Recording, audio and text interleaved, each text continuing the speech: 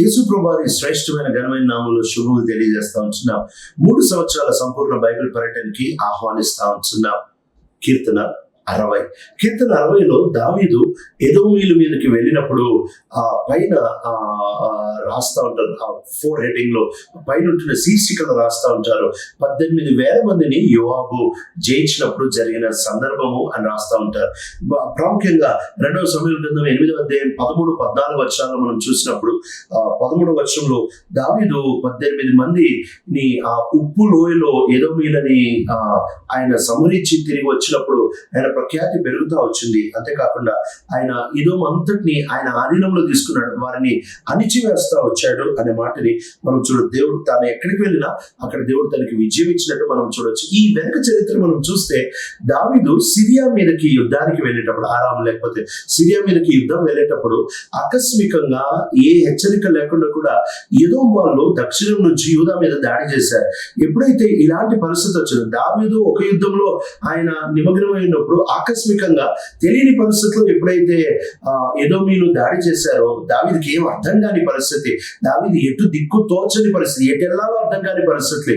అలాంటి పరిస్థితుల్లో భయంకరమైన ఒత్తిడిలో నుంచి దావీదు ఈ చక్కటి కీర్తనని రాస్తా ఉంటున్నాడు. ఈ కీర్తనలో మనం ప్రాముఖ్యంగా 3 భాగాలని చూడొచ్చు. మొదటి భాగం మొదటి 5 వచనాలు. ఈ మొదటి 5 వచనాల్లో మనం చూసినట్లయితే దావీదు యొక్క ప్రార్థనని మనం చూడొచ్చు.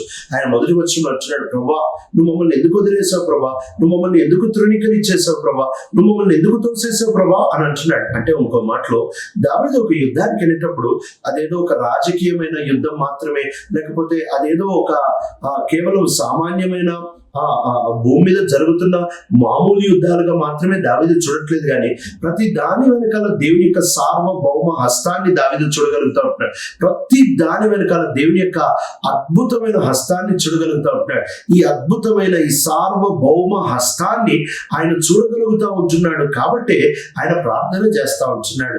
మన జీవితాల్లో మనము కూడా ఈ విషయాన్ని చాలా క్షుణ్ణంగా గ్రహించాలి. ఎందుకు అని అంటే, మనం ఎప్పుడైతే మనము ప్రతి దాని వెనకాల ప్రభుని చూడమో మనలో చింత, మనలో నిరాశ, మనలో నిస్పృహ అనేది నిదానంగా పెరిగిపోయేదిగా ఉంటుంది. ఎప్పుడైతే మనము ప్రతి దాని వెనకాల దేవుడు సార్వభౌముడు అని గ్రహిస్తామో నిజముగా మన జీవితాల్లో మనం బెదరాల్సిన అవసరమే లేదు.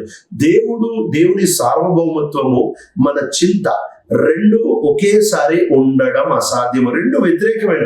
ఆయన సార్వభౌముడు అయితే నేను చింతించాల్సిన అవసరం లేదు. ఆయన సార్వభౌమత్వాన్ని నేను ఎప్పుడైతే పూర్తిగా నమ్మనో, పూర్తిగా ఆనుకోను, పూర్తిగా నిలబడనో, అప్పుడు మాత్రమే నా మీద చింత అనేది దాడి చేస్తాయి. కనుక మొదటి మెచ్చు ఈయన చాలా చక్కగా దేవుని సార్వభౌమ అధికారాన్ని గుర్తుపడతా ఉంటున్నాడు. అంతేకాకుండా ఈయన ఇప్పుడు దేవునితో మాట్లాడుతూ, ప్రభు నువ్వు మాతో రా, ప్రభా నువ్వు మాతో ఉంటే ఇలా ఎలా అవుతుంది అని ఇప్పుడు 2వ వచనంలో ఆయన అంటున్నాడు, ప్రభా భూమి అంతా పాడైపోయింది, భూమి అంతా ఎముకలిరిగిపోయినట్టు ఇరిగిపోయింది అంటున్నాడు. ఇంకో మాటలో దేవుని యొక్క సార్వభౌమత్వాన్ని కేవలం తన వ్యక్తిగత జీవితం మీదే కాదు కానీ దేశం మీద కూడా చూడగలుగుతుంది. ఎంత పెద్ద పరిస్థితి అయినా దేవుని సార్వభౌమత్వాన్ని చూడగలుగుతున్నాడు. యేసుక్రీస్తు ప్రభువారి సార్వభౌమత్వాన్ని చెబుతూ ఆయన చింత దగ్గరకు వచ్చేటప్పుడు చెబుతా ఉంటున్న మాట, మీ తల వెంట్రుకలు అన్ని ఆయన లెక్కబెట్టాడు. అంటే తల వెంట్రుకలు కూడా ఆయన అనుమతి లేకుండా నేలకి రాలవు అని అంటే ఇదేదో అలంకార భాష కాదు, ఇది అక్షరానుసారమైన భాష. దేవుని అనుమతి లేకుండా ఈ ప్రపంచం అంతట్లో ఒక్క చిన్న కణము కూడా కదలదు, ఉనికి కలిగి ఉండదు, ఏమీ సాధించలేదు. ఒకవేళ ఈ ప్రపంచం అంతట్లో, ఈ విశ్వం అంతట్లో ఒక్క చిన్న కణం దేవుని యొక్క అధికారములకు బయట కనుక ఉంటే దేవుడు సార్వభౌముడే కాడు. దేవుడు సార్వభౌముడు కాకపోతే మనం ప్రార్థన చేయడము, మనం ఆయన మీద ఆనుకోవడం, ఆశ్రయం పెట్టుకోవడం దానంత వ్యర్థమైన పని ఇంకోటి ఉండదుగా. అందుకే ఈయన చాలా స్పష్టంగా చక్కగా దావీదు ఇక్కడ రాస్తూ అంటున్నాడు, ప్రభా నీవేమో ఆశ, నీవేమో కోరిక. ఆ తర్వాత 3వ వచనంలో అంటున్నాడు, ప్రభా నువ్వు నీ ప్రజలకి చాలా భయంకరమైన పరిస్థితులు వచ్చేసాయి, దయచేసి నిన్ను ప్రేమిస్తున్న వారు, నీ కొరకు ఎదురు చూస్తున్న వారికి 4వ వచనంలో ఆయన అంటాడు, ప్రభా ఒక బ్యానర్ ని అన్ఫోల్డ్ చేయి, లేకపోతే ఇంకో మాటలో మా కొరకే నువ్వు ఒక గురుజును, ఒక అద్భుతమైన నేను మీతో ఉన్నాను అనే ఆ పథకాన్ని, ఆ పదాన్ని మాపై ఎత్తు అని చెబుతా ఉంటున్నాడు. ఇంకో మాటలో దావీదు గ్రహిస్తా ఉంటాడు, ఇలాంటి ఒత్తిడిలో నాతో ఎవరున్నారు, ప్రభా నువ్వుంటే చాలు, అని చెప్పి ఎదుటి వ్యక్తి నా మీద ఆయుధాలతో వచ్చినప్పుడు నేను దిక్కులేని వాడిగా, నేను నిస్సహాయుడిగా, ఎవరు లేరు కదా నాకు అనే పరిస్థితిలో ప్రభా నేను ఉండకూడదు.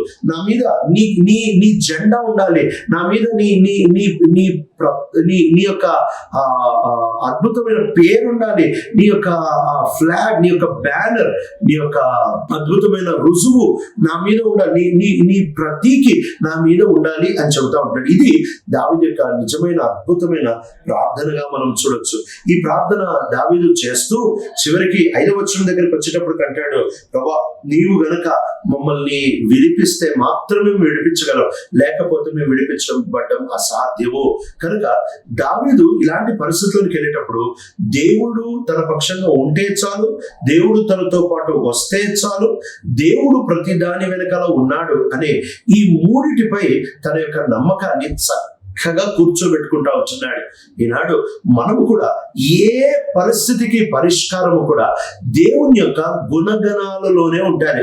దేవుని యొక్క గుణగణాలని మనం గనక నిజంగా ఎరగగలిగితే ఎంతటి పరిస్థితి అయినా దేవుని గుణగణాలను ఆ పరిస్థితిపై ఎప్పుడైతే అనుభవిస్తామో ఆ పరిస్థితి తేలిపోతుంది, ఆ పరిస్థితి విచ్ఛిన్నం అయిపోతుంది, ఆ పరిస్థితి ఆయన గుణగణాలకు ఎదురు నిలబడలేము. ఎందుకు అనంటే ఏదన్నా ఆయన గుణగణాల ముందు ఓడిపోవాల్సింది. యెహోవానైన నేను మార్పులేని వాడిని గనుక యాకోబు సంతతైన మీరు లయము కాలేదు అంటాడు. అంటే ఇంకో మాటలో మనం లయం కాకుండా ఉండడానికి గల బలమైన కారణం ఏంటంటే ఆయన మారని స్వభావం, ఆయన మారని గుణం. అందుకే దావీదు ఆ మారని గుణాన్ని ఆధారం చేసుకొని ఆయన చక్కటి ప్రార్థన చేస్తా వచ్చినాడు.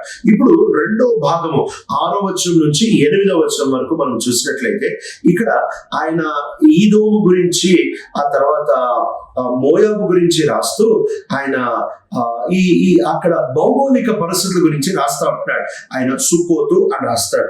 ఎప్పుడైతే 6వ వచనానికి వస్తామో ఆయన షెకెము సుకోతు గురించి రాస్తాడు. ఈ షెకెము అనేది వెస్ట్ సైడ్, ఆ తర్వాత సుకోత్ అనేది ఈస్టర్న్ సైడ్, అంటే పడమట తూర్పు, ఒక మూల నుంచి ఇంకో మూల వరకు, ఆ మూల నుంచి ఈ మూల వరకు దేవుని యొక్క పరిపూర్ణమైన అధికారాన్ని చూడగలుగుతా ఉంటున్నాడు. అడుగుతూ ఏమంటున్నాడు అనంటే ఇది దేవుని మాట. 6వ వచనంలో అండ్ గాడ్ సెడ్, దేవుని మాట అని చెప్తా ఉంటున్నాడు. దేవుడు తన యొక్క మందిరం నుంచి, తన యొక్క ఆవరణం నుంచి ఆయన మాట్లాడుతూ ఉంటున్నాడు అని దావీదు రాస్తా ఉంటున్నాడు. ఏమని మాట్లాడుతూ ఉంటున్నాడు? ఒక మూల నుంచి ఇంకో మూల వరకు సర్వాధికారం నాకే ఉంది అని చెబుతా ఉంటున్నాడు. అంతేకాదు ఆయన తర్వాత చెప్తాడు యూదా, ఆ తర్వాత ఎఫ్రాయిం, మనస్సే, ఇంకో మాటలో ఇశ్రాయేలు పక్షంగా నేనున్నాను అని మాట్లాడుతూ చివరికి వచ్చి దేవుని మాటని ఆయన వర్ణిస్తూ ఆయన అంటాడు 8వ వచనంలో, మోయాబు నేను చేతులు కడుక్కునే ఒక బేసిన్ లాగా ఈదోముకి నా చెప్పిచ్చేస్తా. ఈదో మీద చెప్పని ఉంటది 6వ వర్షంలో, ఈదోముకి నా చెప్పిచ్చేస్తాను అని ఉంటది. అంటే ఒక మాటలో వీళ్ళిద్దరిని, ఈదోమీలను మోయాబీలను దేవుని మందిరం దగ్గరకు వచ్చేటప్పటికి దేవుడు ఇశ్రాయేల్కి ఇచ్చిన ప్రాధాన్యత వారికి ఇవ్వలేదు. వాళ్ళని చాలా తక్కువ స్థాయిలో పెట్టాడు. భూమి మీద వాళ్ళు పెద్ద స్థానంలో ఉండొచ్చేమో, అది తాత్కాలికమైంది. దేవుని సన్నిధిలో వాళ్ళు నిలబడలేరు. దేవుని సన్నిధిలో వాళ్ళు ఇశ్రాయేలు నిలబడినట్టు నిలబడని చాలరు. అందుకనే ఆయన చాలా చక్కగా చెప్పేస్తా వచ్చినాడు, ఇదిగో మీ ధైర్యం అంతా మీ భౌతికమైన బలమేమో, కానీ నా ధైర్యం దేవుడు నాకు ఇచ్చే మాటే నా ధైర్యం. నా దేవుని మాటను బట్టి నేను ధైర్యంతో వస్తున్నాను అని చెబుతా ఉంటున్నాడు. కనుక మొదట ఆయన ప్రార్థన, రెండవది దేవుని మాట, మూడవది ఆయన నమ్మకాన్ని మనం చూడొచ్చు. 9వ వచనం నుంచి చివరి వరకు మనం చూసినట్లయితే ఈ కోటలోనికి నన్ను ఎవరు తెస్తారు, ఈ ఈదోంలోనికి నన్ను ఎవరు తీసుకొని రాగలరు, నీ ఒక్కడివే తీసుకొని రాగలవు ప్రభా, నాకు భరోసా ఉంది, నీ ఒక్కడివే నన్ను తీసుకొని, ఇంతవరకు నీవు మమ్మల్ని తృణీకరించావేమో, కానీ ఇప్పుడు రా ప్రభా, మా పక్షంగా నిలబడు ప్రభా, నీ ఒక్కడివే మమ్మల్ని తీసుకెళ్లగలవాడవి అని చాలా చక్కగా ఒప్పుకుంటా ఉంటున్నాడు. 12వ వచనానికి వచ్చేటప్పటికి ఆయన చివరిలో ఏమంటాడంటే, ప్రభా నీ బట్టి మాత్రమే విజయం పొందగలము. 11వ వచనం అంటాడు, ప్రభా నువ్వు లేకపోతే మేము ఇంకా అసలు ఎక్కడికి వెళ్ళగలము. ఇంకో మాటలో దావీదు చాలా చక్కగా దేవుణ్ణి తన సార్వభౌమ అధికారంతో చూసి, నువ్వు మాతో ఉంటే చాలు ప్రభా, ఇదో మీరు ఎంతమంది వచ్చినా నువ్వు మాతో ఉంటే చాలు అని ప్రభు మీద భరోసాతో ఈ కీర్తనని అంతం చేస్తున్నాడు. మన జీవితాల్లో కూడా అర్థం కాని పరిస్థితులు, ఎటు దిక్కుతోచని పరిస్థితులు, ఏం అరవాలో ఏం ప్రార్థన చేయాలో అర్థం కాని పరిస్థితుల్లో విశ్వాసంతో రా, ఆయన మాటను ఆధారం చేసుకొని రా, భరోసాతో నువ్వు రా, ప్రభు నీ పక్షంగా నిలబడతాడు. పరిస్థితి ఏమైనా ప్రభు మన పక్షంగా ఉంటే మనది విజయము. ప్రియ తండ్రి, నమ్మకమైన దేవ, నీవు అనుగ్రహించు ఆ విజయంపై మా దృష్టి నుంచి ముందుకు సాగిపోయి కృపను అనుగ్రహిస్తున్నామని దావీదు కూర్చున్న విశ్వాసము, నమ్మకం నీ గుణగణాలని, నీ లేఖనాల నుంచి మేము అర్థం చేసుకొని మేము పూర్తిగా నీ లేఖనాలను ఆధారం చేసుకొని బ్రతికే కృపను అనుగ్రహిస్తున్నాం. యేసయ్య పరిశుద్ధ నామములో బ్రతిమలాడి వేడుకుంటున్నాం తండ్రి, ఆమేన్.